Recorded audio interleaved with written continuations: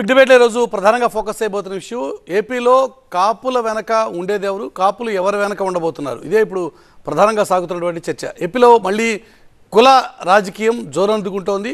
ఓట్లు సీట్లు లక్ష్యంగా ఆయా వర్గాలను ఆకట్టుకోవడానికి కుల సమీకరణలపై దృష్టి పెట్టాయి ప్రధాన రాజకీయ పార్టీలు.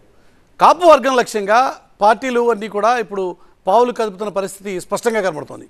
కులానికి ఐకాన్గా ఉన్న కుటుంబాలని దగ్గరయ్యేందుకు అధికార పార్టీ వైఎస్ఆర్సీపీ వ్యూహాలు పన్నుతుంటే అలర్ట్ అయినటువంటి జనసేన కూడా కాపు పెద్దలకి ఆహ్వానం అంటూ ఓపెన్ ఆఫర్ ప్రకటించేసింది.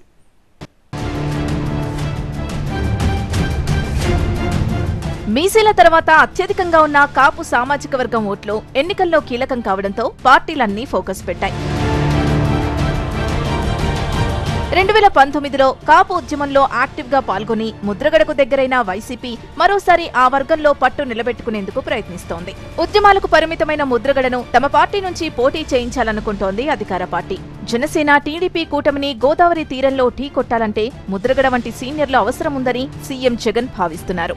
మరోవైపు కృష్ణా తీరంలోనూ పట్టు చేజారకుండా ఉండేందుకు వంగవీటితో మంత్రాంగం జరుపుతోంది. ఇప్పటికే కాపు సామాజిక వర్గంలోని కొందరు నాయకులు అధికార పార్టీకి మద్దతుగా సమావేశాలు నిర్వహిస్తున్నారు. అధికార పార్టీ వ్యూహాలతో అలర్ట్ అయిన జనసేన అధినేత పవన్ కళ్యాణ్ మరోసారి సొంత సామాజిక వర్గానికి బహిరంగ లేఖ రాశారు. కొందరు పెద్దలు తనను దూషించినా దీవెనలుగా తీసుకుంటామన్నారు. కాపుల్లో చీలిక తీసుకొచ్చే ప్రయత్నం జరుగుతుందన్నారు పవన్. పెద్దలు ఎప్పుడు తన పార్టీలోకొచ్చినా ద్వారాలు తెరిచే ఉంటాయంటూ సీనియర్లకు స్వాగతం పలుకుతున్నారు పవన్ కళ్యాణ్. కాపులు అత్యధికంగా ఉండే నియోజకవర్గం జగ్గంపేట నుంచే జగన్ కాపులకు రిజర్వేషన్లు సాధ్యం కాదని చెప్పినా ఆయనకు మద్దతు ఇవ్వడం ఏంటని ప్రశ్నిస్తున్నారు జనసేన అధ్యక్షులు పవన్ కళ్యాణ్. మరోవైపు కాపులను తమ వైపు తిప్పుకునేందుకు తెలుగుదేశం కూడా సిద్ధమవుతోంది. అవసరమైతే ఉభయ గోదావరి జిల్లాల్లో మిత్రపక్షం జనసేనకు అత్యధికంగా సీట్లిచ్చేందుకు రెడీ అంటోంది. ఇక కాపులకు రిజర్వేషన్లు ఇచ్చిన ఘనత తమదేనంటోంది తెలుగుదేశం. మొత్తానికి ఎవరికి వారు కాపులకు ఛాంపియన్ మేమంటే మేమని ప్రజల్లోకొస్తున్నారు. మరి కాపు సామాజిక వర్గం ఏమంటోంది?